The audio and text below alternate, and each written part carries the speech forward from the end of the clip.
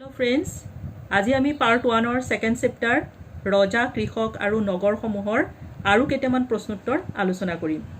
আশা কৰো মনোযোগেৰে শুনিবা।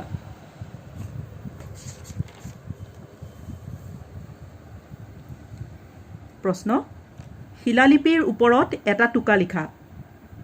উত্তৰ, শিল ধাতু বা হস্তনিৰ্মিত পাত্ৰাদিৰ পৃষ্ঠ তথা বৰ্হিপাৰ্শ্বৰ কঠিন ভাগত খোদাই কৰা লেখনিকে লিপি বা শিলালিপি বোলে। এইবোৰ একোখন স্থায়ী দলিল স্বৰূপ।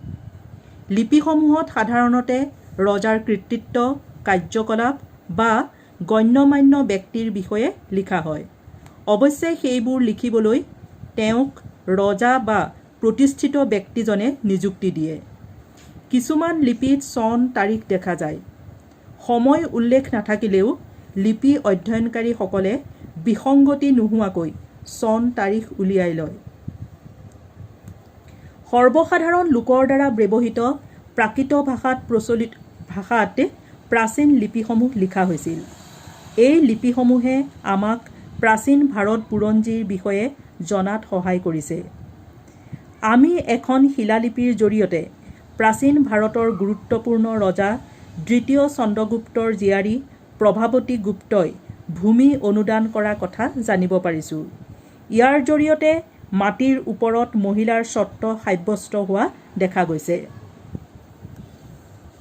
এতিয়া চোৱা কিছু চমু প্ৰশ্নোত্তৰ। ভাৰতত মৌৰ্য সাম্ৰাজ্য কোনে প্ৰতিষ্ঠা কৰিছিল? এনচাৰ, চন্দ্ৰগুপ্ত মৌৰ্যই 321 খ্ৰীষ্টপূৰ্বত। জনমত শব্দৰ অৰ্থ কি? যি ভূমিত এটা জন, খেল বা জনজাতিয়ে বসতি কৰেহি সেই ভূমিকে জনপদ বোলে। মৌৰ্য সাম্ৰাজ্যৰ বিখ্যাত ৰজাজন কোন আছিল? অশোক। মগধৰ প্ৰথম ৰাজধানী কি আছিল? ৰাজগহ। মেচিডনৰ ৰজা আলেকজেণ্ডাৰে কেতিয়া ভাৰত আক্ৰমণ কৰিছিল? 326 খ্ৰীষ্টপূৰ্বত। অৰ্থশাস্ত্ৰ কোনে ৰচনা কৰিছিল? কৌটিল্য। হৰিসেন কোন আছিল? হৰিসেন গুপ্ত বংশৰ ৰজা সমুদ্ৰগুপ্তৰ ৰাজসভাৰ কবি আছিল। হৰ্ষচৰিত কোনে ৰচনা কৰিছিল? বাণভট্টই। প্ৰভাৱতী গুপ্ত কোন আছিল? গুপ্ত বংশৰ ৰজা দ্বিতীয় চন্দ্ৰগুপ্তৰ কন্যা আছিল। অগ্ৰহাৰ মানে কি? প্ৰাচীন ভাৰতবৰ্ষত ব্ৰাহ্মণক দান দিয়া ভূমিক অগ্ৰহাৰ বোলা হৈছিল। মেগাস্থিনিছ কোন আছিল? মৌৰ্য সাম্ৰাজ্য ভ্ৰমণ কৰা গ্ৰীক ৰাষ্ট্ৰদূত। তামিলাকম কি?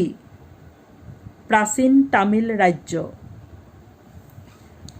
মৌৰ্যসকলৰ ইতিহাস পুনৰ গঠনৰ বাবে ইতিহাসবিদসকলে ব্যৱহাৰ কৰা যিকোনো দুটা গুৰুত্বপূৰ্ণ সমল উল্লেখ কৰা। 1 নম্বৰ গ্ৰীক ৰাষ্ট্ৰদূত মেগাস্থিনিছৰ টোকা আৰু 2 নম্বৰ কৌটিল্যৰ অৰ্থশাস্ত্ৰ।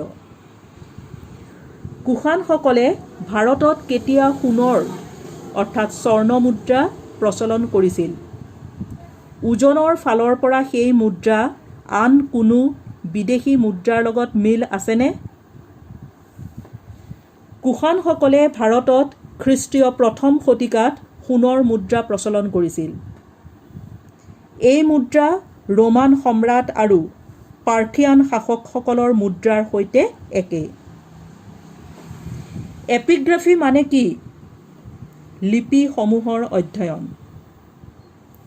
কোনে ব্ৰাহ্মী আৰু খৰস্তি লিপিৰ পাঠ উদ্ধাৰ কৰিছিল? কেতিয়া কৰিছিল? জেমছ প্ৰিন্সেপে 1838 চনত ব্ৰাহ্মী আৰু খৰস্তি পাঠ উদ্ধাৰ কৰিছিল। শিলালিপিত ব্যৱহৃত আটাইতকৈ পুৰণি লিপিটো কি আছিল? প্ৰাকৃত। কোন শতিকাত ভাৰতত ৰাজ্যৰ সৃষ্টি হৈছিল? খ্ৰীষ্টপূৰ্ব 6ষ্ঠ শতিকাত। মগধৰ ৰাজধানীখনৰ নাম কি আছিল? পাটলিপুত্ৰ। পাটলিপুত্ৰৰ বৰ্তমান নাম কি? বিহাৰ। ভাৰতৰ প্ৰথম সাম্ৰাজ্যখনৰ নাম কি? মৌৰ্য সাম্ৰাজ্য। তামিল মহাকাব্যখনৰ নাম কি? শিল্পাদিকৰম। এলাহাবাদৰ প্ৰশস্তি কোনে ৰচনা কৰিছিল?